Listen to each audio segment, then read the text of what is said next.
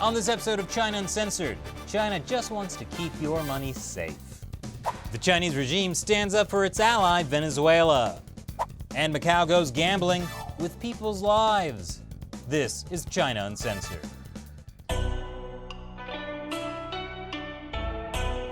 Hi, welcome to China Uncensored. I'm your host, Chris Chappell. Chinese authorities want to make sure that when citizens travel overseas, their money is safe. Safely in China, that is. They've put in strict rules that limit how much money citizens can transfer into foreign currencies. But, surprise, surprise, some wealthy Chinese have been trying to cheat the system. For example, by going to Macau and gambling in Komodo dragon-filled pits, like we talked about in our episode last week.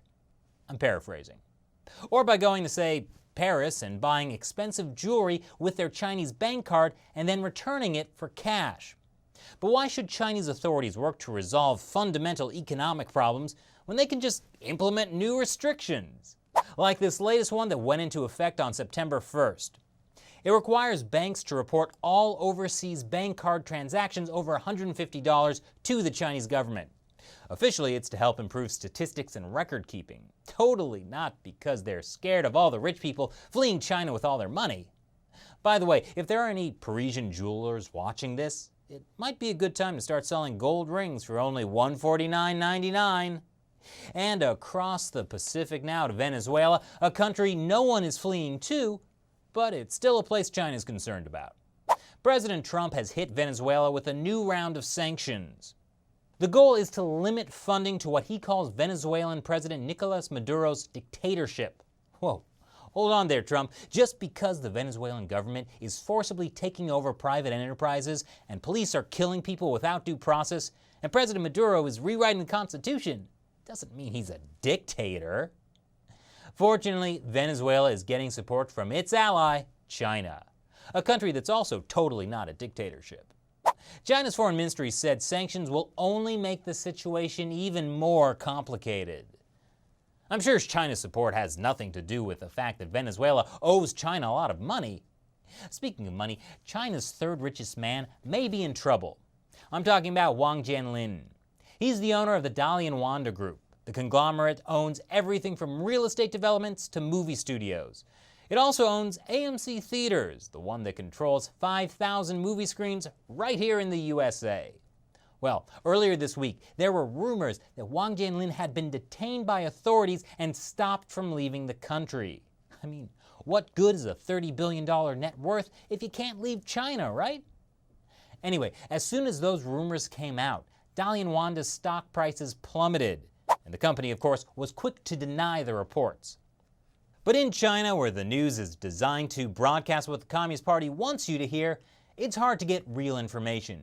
So rumors, whether true or not, can still crater a company's stock prices. Even without this latest rumor, Dalian Wanda hasn't been doing all that well. A few weeks ago, the New York Times ran a piece possibly linking Wang Jianlin with another Chinese billionaire we've talked about on the show, Xiao Jianhua, who was disappeared from Hong Kong earlier this year. Word is that Xiao is in mainland China helping authorities to investigate people in the financial sector. And as we mentioned in a previous episode, Dalian Wanda is also in deep debt trouble. It's currently having a fire sale on its empire of malls, hotels, and amusement parks. Now I'll never get to live my dream of visiting Nanchang Wanda theme park. It's the most harmonious place on earth. Was. It's been shut down. To make upgrades. Right. Anyway, while rumors about Dalian Wanda are flying in China, it's getting harder and harder for people to spread rumors or truths without the government knowing their real names. China's put a new round of internet rules into effect last Friday.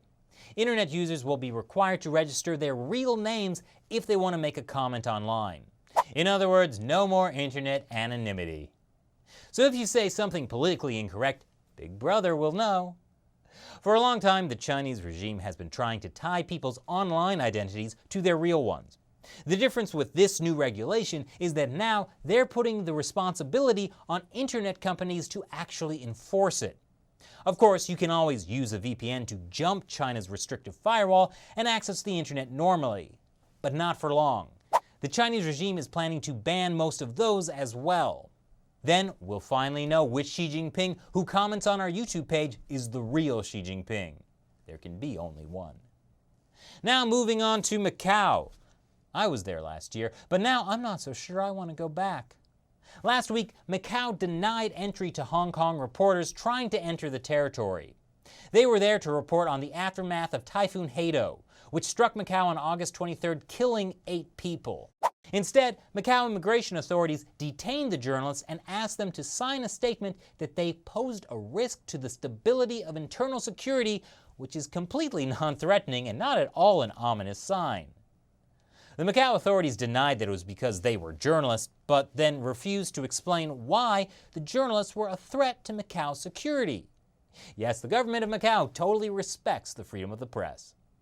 But while Macau was able to stop the invasion of Hong Kong journalists, for the first time in Macau's history, the typhoon prompted an invasion of China's People's Liberation Army. Soldiers literally ran through the streets with shovels and mops. At least it's safer than running with guns. Or scissors. Anyway, Macau was affected really badly by Typhoon Hato. Much worse than neighboring Hong Kong was.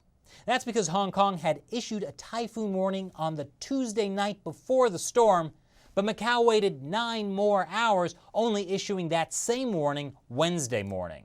And it barely gave locals any time to prepare. How did this happen?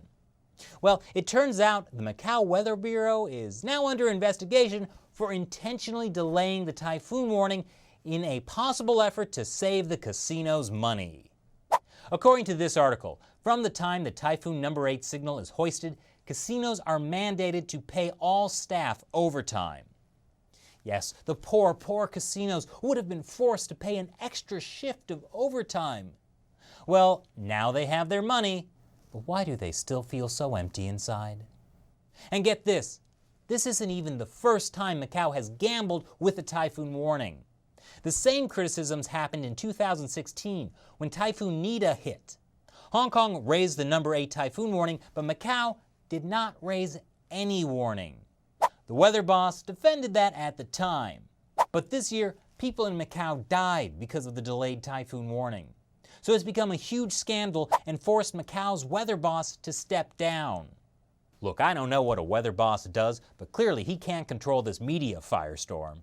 But hey, in a city where 80% of tax revenue comes from casinos, what's a little gambling with people's lives?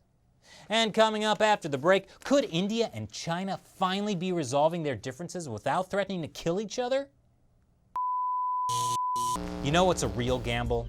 Not getting the latest China news from ChinaUncensored.tv. We upload full half-hour episodes every Friday for free. And it's a sure bet you'd have a great time watching. So why don't you head over to ChinaUncensored.tv and double down on some binge watching.